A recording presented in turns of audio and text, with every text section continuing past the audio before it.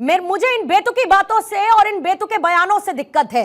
अगर एक DGP rank के आदमी को यह कहना पड़ता है एक ऑफिसर को कि वहां की क्षेत्रीय पार्टियां जो पोषित करती हैं आतंकियों को, जो सहानुभूति दिखाती हैं ऐसे लोगों के घर जाकर जो मदद पहुंचाते हैं, ये कितना अलार्मिंग सिचुएशन है। और उस पर डिफेंड करने का तरीका जरा आप देखिए महबूबा मुफ्ती के इस बयान को जो एक बार फिर से दिया गया, यानी कि आतंकी हमला होता है और सिर्फ सियासत का एक और रास्ता खुल जाता है। पूर्णिमा, गुड इवनिंग फॉलो पर देखिए, ऐसा है कि जब हम चर्चा करते हैं जम्मू कश्मीर की या पीडीपी की या नेशनल कॉन्फ्रेंस की, तो इनकी एक विचारधारा है। देखिए, ऐसा घर का भेदी लंका ढाए वाली बात है। जब तक घर का आदमी नहीं मिलेगा तो बाहर वाला आकर के आपके ऊपर कोई भी घात लगा के हमला नहीं कर सकता है। तो ये हमेशा ये इनकी नीति रही, किसी ना किसी तरह ये आतंकवादी जो समर्थक लोग हैं या आतंकवादी हैं या इसमें लिप्त है उग्रवादी लोग हैं, उनके साथ समर्थन में रहते रहे हैं। और उसमें कोई आज के दिन में कोई भी बोलने की जरूरत नहीं। आपने देखा होगा कि जब पहले आज से कुछ साल पहले जब आर्मी का जब जाती थी आर्मी मार्च के लिए, तो उस पर पत्थर फेंके जाते थे। पत्थरबाज कौन होते थे? इनके लोग। ये बोल रहे हैं कि वहां पे बेरोजगारी फैल गई है, वहां पे लोगों को रोजगार नहीं मिल रहा। ये बताइए, आज का जो बजट है 1.18 लाख करोड़ का है। ये बताइए पिछले 10 साल पहले इसका बजट कितना था? इसका आधा था। ये भाई रोजगार की योजनाएं दी जा रही, डेवलपमेंट हो रहा है, वहां पे इन्वेस्टमेंट हो रहा है, काफी कुछ चल रहा है। उसके बाद भी अगर आप पत्थरबाजी करोगे, आतंकवाद में लिप्त रहोगे, तो उसके लिए क्या किया सकता है? भाई कहीं ना कहीं तो कार्रवाई करनी पड़ेगी। और प्रश्न चिन्ह इनके नेताओं पे भी हो, पीडीपी के हो, चाहे नेशनल कॉन्फ्रेंस के हो, इन पे प्रश्न चिन्ह उठेगा, क्योंकि हमेशा उनके साथ ये खड़े रहे हैं। आपको याद होगा मलिक साहब, हमारे एक मलिक साहब हुआ करते, उनका नाम लेना मैं नहीं चाहता हूं, जो कभी प्रधानमंत्री के साथ हाथ मिलाते थे, तिहाड़ जेल में बैठे हुए हैं। देखिए, इनकी एक नीति है, नीति और नियत जब तक इनकी साफ नहीं होगी तब तक देश में या कश्मीर में शांति नहीं आ सकती है। और इनकी नियत में एक खोट है। जब तक नियत में खोट होगा तो शांति कहां से हो सकती है? ये पहले बोलते 370 क्यों हटा दिया गया? ये बताइए भैया, इस एक देश, एक विधान, एक संविधान होना चाहिए ना। क्या आपका विधान अलग होगा, आपकी चीजें अलग हो गए, खाओगे यहाँ का, गाओगे वहां का, कैसे चलेगा मान्यवर? ये आपको समझना पड़ेगा। आपको लगता है कि पाकिस्तान आपका भाई है।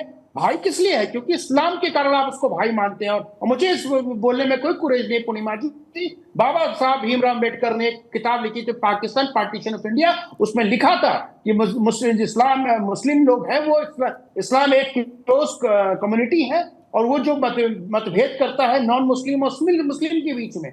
और यही कारण है जिसकी वजह से कहीं ना कहीं अलगाववाद बढ़ रहा है, दो लोगों में द्वेष बढ़ रहा है। ये बताइए, शांतिपूर्वक रहने वाला आदमी, पढ़ने लिखने वाला आदमी, रोजगार पाने वाला आदमी रोजगार की तरफ चर्चा करेगा, वो पत्थर क्यों उठाएगा, वो बंदूक क्यों उठाएगा? हम इस देश में रहते हैं, हम हैं, आप हैं, सब लोग हैं। हमने तो कोई बंदूक नहीं उठाई। हमारी भी सरकार से नाराजगी है, हम नाराजगी को व्यक्त करेंगे, लेकिन अपने तरीके सत्याग्रह करेंगे, आंदोलन करेंगे, लेकिन किसी पे पत्थर नहीं फेंकेंगे, किसी पे गोली नहीं चलाएंगे। तो गोली चलाना आपकी मानसिकता को दर्शाता है, पत्थर फेंकना आपकी मानसिकता को दर्शाता है। ये बताइए, महबूबा मुफ्ती अगर बोलती हैं, अगर उसका बयान आता है डीजीपी का, तो बयान में कहीं ना कहीं सत्यता है पूर्णिमा जी, क्योंकि ये ऐसा हो रहा है। ये समर्थन दे रहे हैं और समर्थन देते रहे, आज से नहीं। जब से ये अलगाववाद चालू है, आतंकवाद चालू है, तब से ये राजनीतिक पार्टी, जो क्षेत्रीय राजनीतिक पार्टी है, जो अपना वर्चस्व बनाने के लिए कहीं ना कहीं वहां के युवाओं को भड़काने का काम करते हैं, और उसके वजह से यहाँ पर आतंकवादी गतिविधियां बढ़ रही हैं। देखिए, मैं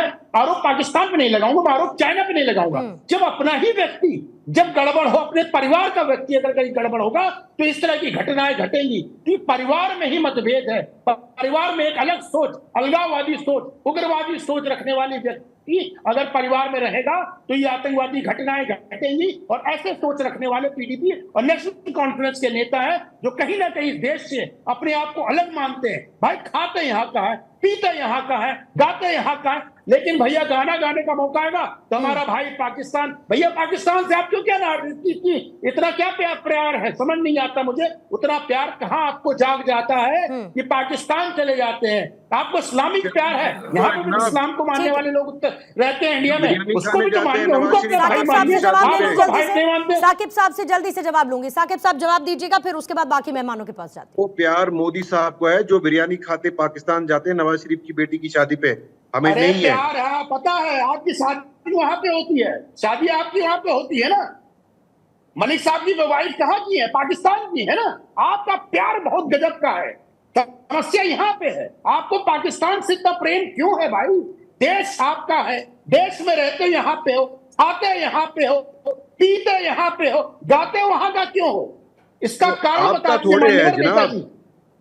जनाब आपका थोड़े है, आपका थोड़े खाते हैं।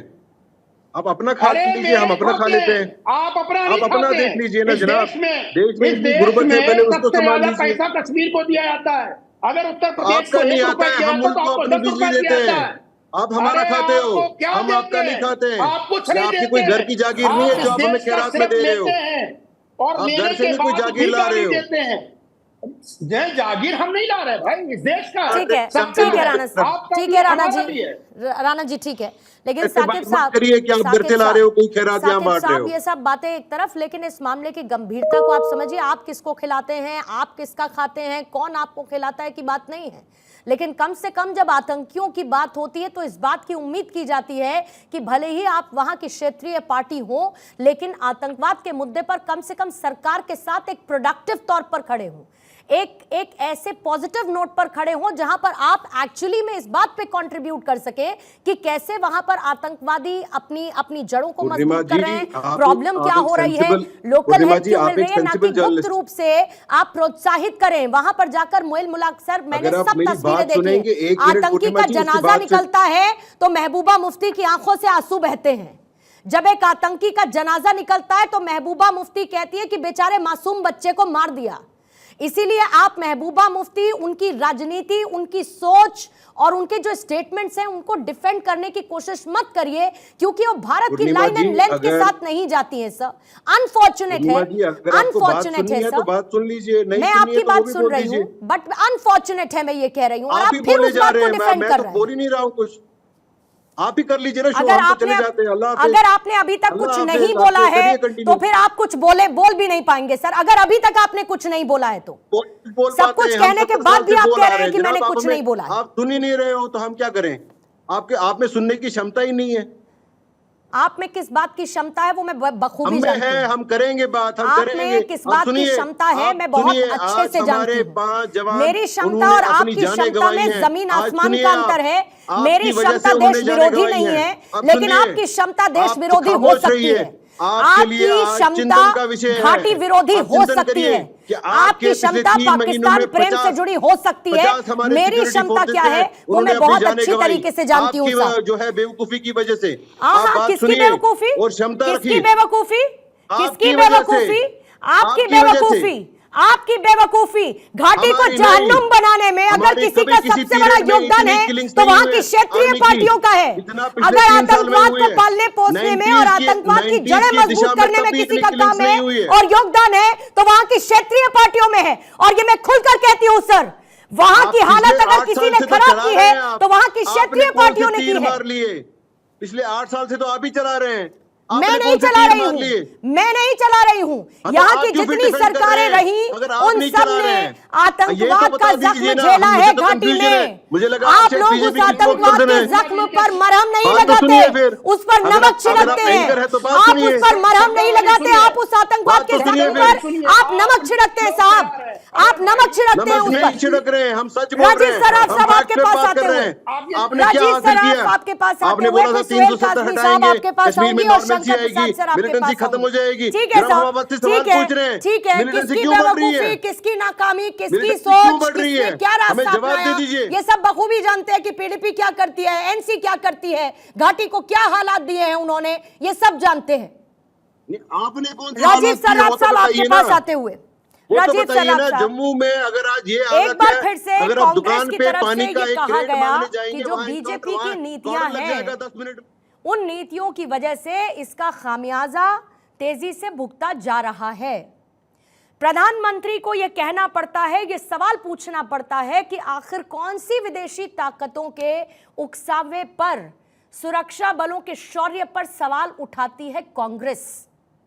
आतंकी घटनाएं हम सबके लिए चिंताजनक हैं और बार बार यह कहते हैं कि सरकार को इसमें अपनी अप्रोच को बदलना पड़ेगा।